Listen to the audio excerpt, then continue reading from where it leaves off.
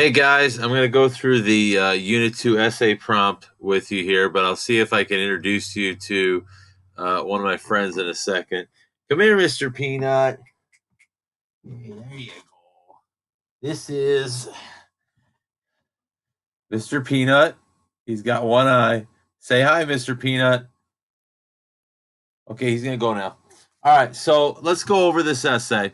I'll go into the PDF of it real quickly.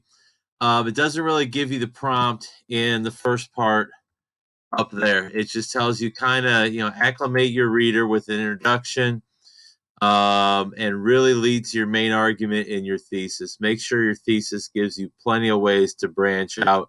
I worked with Cooper today on a thesis that talked about how conflict um, actually helps makes people stronger if they react to it properly. And he connected that to resilience, equality of opportunity, uh, and justice, and did a really good job in finding branches and prongs that you could really develop a great deal out of, including if you don't react properly to conflicts and struggle, which I think he's going to use one of the documents we read for that. Um, you have a bountiful amount of material from which to pick. Everything from the very beginning, okay, from the, how to say nothing in 500 words, all the way through the Jordan Peterson, the Jefferson documents, the King document, Douglas, Wollstonecraft. You have a ton of stuff that you can pick from. That's nice if you can reference some things, but the main thing that drives the bus is your argument. If you argue properly, you can never be wrong, except maybe with your parents. You must find research on your own. I'll talk about that in a second. Find and consider opposing views. This is what we did with the Rogerian essay. Anticipate opposing views at least twice in your essay and then refute them authoritatively. And make sure you make them sound intelligent. Don't make them sound stupid. Because if you beat a stupid argument, who cares? Who cares? Okay. Go up against something serious and contentious, and it'll make your essay sound more cogent. Here's your prompt. Madison writes that liberty is to faction as air is to fire. What role do conflict, division, tension, and other such factors play in a truly liberated society? You don't have to incorporate all of those. Maybe you want to do a combination. Notice it says other such factors. Make up your own. Find your own because it'll make your essay your own and you'll have more ownership of it. It can maybe be one thing. I think Cooper is basing his on conflict and struggle, but also reaction to conflict and struggle and adversity. So you have to figure out where you want to go with this and really take full ownership of your argument. And if you struggle at any point, just let me know. I got no life. I'll help you. Maybe, well, Mr. Peanut ran off. He's scared of essays. Probably because he's only got one eye.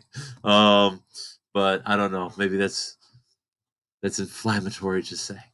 Multiple paragraphs in length. We're talking at least 5 pages here.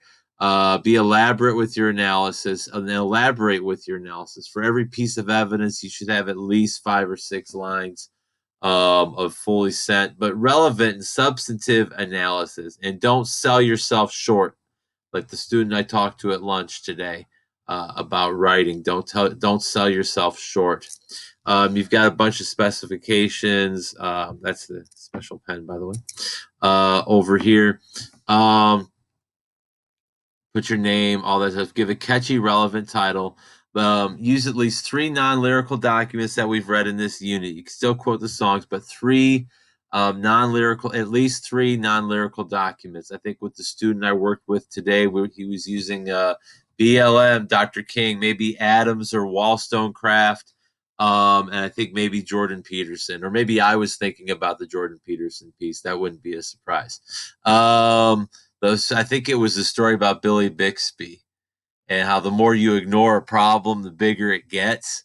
And that's actually a really good story for this prompt. So maybe go with that. 3 more authoritative text outside sources. I mentioned some on there. It doesn't have to be, as Presley asked me, does it have to be 18th century stuff? No, it can be anything authoritative as long as it's not like Wikipedia or, Joe's blog or the Alex Jones Tinfoil Brigade or something like that. Well, unless you're quoting Alex Jones as a counterexample to show what not to do and how not to handle conflict. So I guess you could utilize that.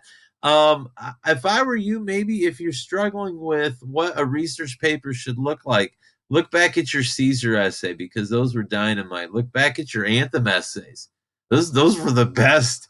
No disrespect to the seniors, but your Anthem essays were better than their Anthem essays. Just saying. Okay, I remember reading Haley Cons. The only bad memory I have of reading Haley Cons is when as I graded it, we were losing the Ohio State game to Clemson, and I still insist that that was a fumble. Have a works cited, in-text citations. If don't worry about that for Monday. You're just doing the first 3.5 pages or so for Monday. Demonstrates truth synthesis as you go through your essay. Really try to get these sources talking to each other and say, even if it's something as if you bring up an article from Camille Paglia about women gaining equity or equality of access. Maybe you say that her argument piggybacks off of what or she takes up the torch that Wollstonecraft had ignited. Or maybe she channels the spirit of Abigail Adams, and maybe you had Abigail Adams earlier in your essay. Or maybe you had something from the first 6 books of the Odyssey in there. Maybe you had something from Thomas Jefferson, from one of his letters, from one of the Declaration. And then you have a source later.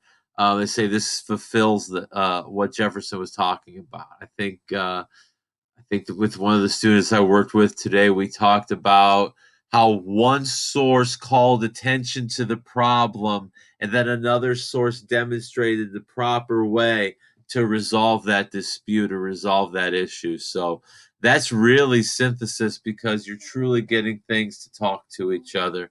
And if you need to look for a bevy of what we've done in the class, just go through the classwork or go through the assignments. We've got the George W. Bush, we've got the Reagan, the speech at Gray Island from Bush, the Banneker is on there, Seattle is on there, Crevcoeur is on there. Those are great sources that you could get bountiful amounts of meaningful, substantive, and effective analysis out of. Lincoln's second inaugural, Hills Like White Elements. Hills Like White Elements? I don't know if there are white elements in the periodic table. You have to check with Mr. Perry, check with the Commodore. Hills Like White Elephants. So you've got a bevy of things to pick from. Again, go with what you want. Take ownership of the argument. Don't make your essay be dominated by source after source after source. It's your argument, like the space essay last year. It's your argument. You're running the show. The sources are serving your argument. The documents are serving your purposes. Now, you can't take them out of context, obviously, but you use them fluidly and then you full send that analysis and you make that effective driving your argument. There's two keys to making a successful argument. Number one, you have to take full ownership of it, and it has to be assertive and aggressive and substantive if you want it to be effective. And the second key is what we chanted a couple weeks ago. You got to let your analysis in your argument, even though it's an argument, you got to let your analysis accrete every second, every day, every minute, every way. Okay. So those are some keys. And I think I'm actually going to ask you a couple questions about this video on your vocabulary quiz. So good luck with that. Email me any questions or concerns you have, and I'll try to find the stop key on this. I gotta go back over to Google.